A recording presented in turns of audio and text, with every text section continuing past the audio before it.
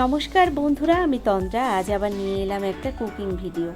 আপনারা বিভিন্নভাবে রুই মাছের কালিয়া বাড়িতে বানিয়ে থাকেন, তবে আমি একদম ঘরোয়াভাবে অল্প কয়েকটা মশলা দিয়ে মাছের কালিয়াটা বানিয়ে দেখাবো। একদম অনুষ্ঠান বাড়ির রান্নাকেও হার মানিয়ে দেবে এই রান্নার স্বাদ।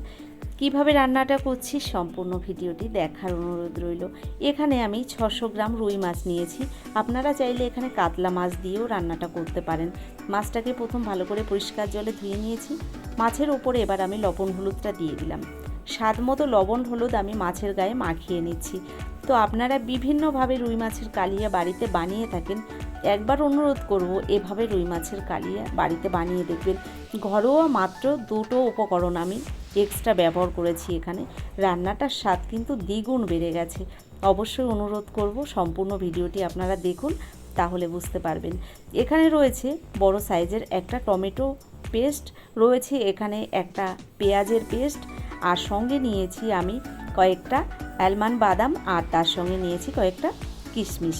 এগুলোকে ভিজিয়ে রেখেছি, ওটা দেখালাম জাস্ট আমি পরে পেস্ট করে রান্নাটা করব। কড়াইটা এদিকে গরম বসিয়ে দিয়েছি, কড়াইটা গরম হয়ে গেছে। পরিমাণ মতো দিয়ে দিলাম সর্ষের তেল। রান্নাটা আজ সর্ষের তেলেই করব, যেহেতু মাছ রান্না সর্ষের তেল না দিলে ঠিকঠাক যেন জমে না।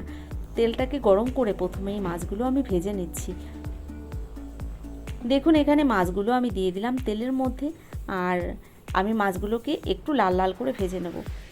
মাছটা ভালো ভাজা হলে কিন্তু রান্নার টেস্টটাও বেড়ে যায়। অনেকে মাছ একটু কম ভেজে রান্না করে, তবে রুই মাছের ক্ষেত্রে বা কাতলা মাছ এইসব মাছগুলো আমি একটু বেশি ভেজেই রান্না করি। মাছগুলো এখানে আমি ভালো করে ভেজে নিচ্ছি, আর মাছটা ভাজা হয়ে গেলে কিন্তু বাকি যে মাছগুলো রয়েছে সেই মাছগুলোও আমি এক এক করে এই তেলের মধ্যে ভেজে নেব। প্রথম ব্যাচের মাছগুলো ভাজা হয়ে গেছে, ওই তেলের মধ্যে এবার বাকি মাছগুলো আমি এক এক করে দিয়ে দিলাম। তো একবার অনুরোধ করব এভাবেই রান্নাটা আপনারা যদি করে কাউকে খাইয়ে থাকেন, সত্যি সে কিন্তু আপনার প্রশংসা করবেই।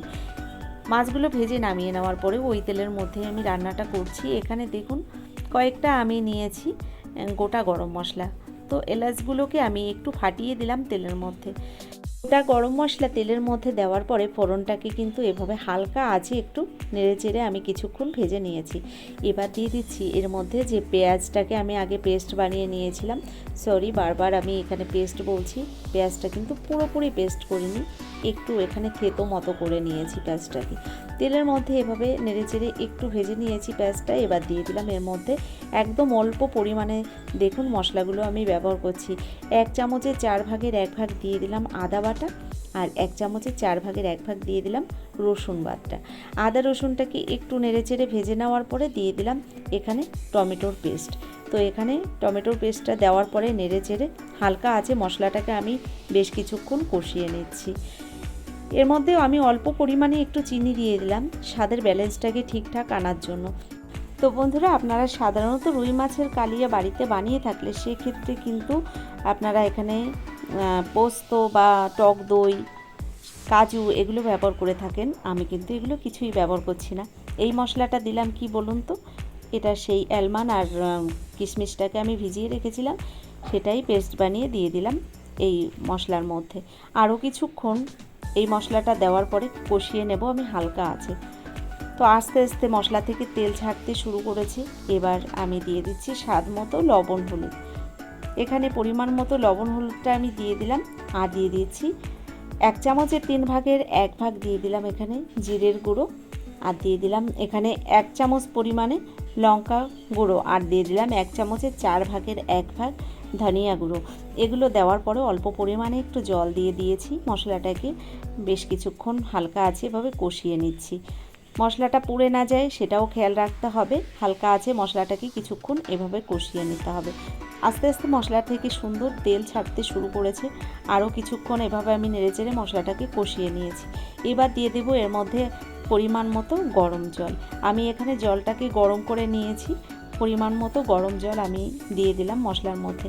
তো আপনারা ঝোলের ব্যালেন্সটা যেরকম রাখবেন সেই অনুযায়ী জলটা এখানে ব্যবহার করবেন।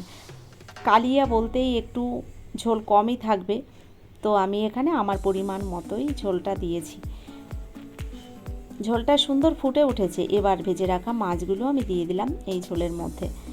নেড়ে চেড়ে এবার আমি কিছুক্ষণ হালকা আঁচে রান্নাটা করে নেব। আমি কিন্তু গ্যাসের ফ্লেমটাকে হাই ফ্লেমে রেখেছি এখন, এরপর কিন্তু লো টু মিডিয়াম ফ্লেমে রেখেই আমি রান্নাটা করে নেব। দেখুন আস্তে আস্তে সুন্দর তেল ছাড়তে শুরু করেছে, ঝোলটাও কিন্তু অনেকটা ঘন হয়ে গেছে। রান্নাটা একদমই সহজ, তবে খেতে হয় অপূর্ব টেস্ট। একবার অনুরোধ করব এভাবে আপনারা বাড়িতে রান্না করে দেখুন রুই মাছের কালিয়া। আমার মনে হয় এর আগে যতগুলো রান্না আপনি করেছেন তার মধ্যে এই রান্নাটা সেরাই থাকবে। দেখুন দিয়ে দিলাম কিছুটা ধনিয়া পাতা কুচি। এখানে আমি ধনিয়া পাতাটাকে কুচি করে দিয়ে দিচ্ছি ওপর দিয়ে ছড়িয়ে। তো বন্ধুরা দেখুন এখানে ধনিয়া পাতাটা আমি দিয়ে দিলাম কুচি করে। আর ধনিয়া পাতা দেওয়ার পরে খুব বেশিক্ষণ রান্না করার কোনো প্রয়োজন নেই, হালকা হাতে একটু নেড়ে চেড়ে রান্নাটাকে কিন্তু আমি নামিয়ে নেব। একদম অল্প সময়ের মধ্যে রান্নাটা হয়ে যায়, একদমই সহজ একটা রান্না। আপনারা যে কেউ একবার দেখলে কিন্তু রান্নাটা করতে পারবেন। এখানে দেখুন রান্নাটা অলমোস্ট হয়ে গেছে, এবার আমি নামিয়ে নিলাম। কেমন লাগলো আজকের এই রেসিপিটি অবশ্যই কিন্তু আমাকে লিখে জানাবেন।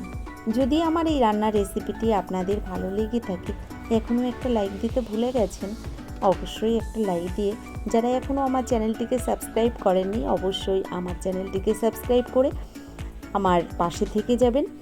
আর যারা ফেসবুক থেকে দেখছেন অবশ্যই অনুরোধ করব আপনারা আমার ফলো করে আমার পাশে থেকে যাবেন। অসংখ্য ধন্যবাদ।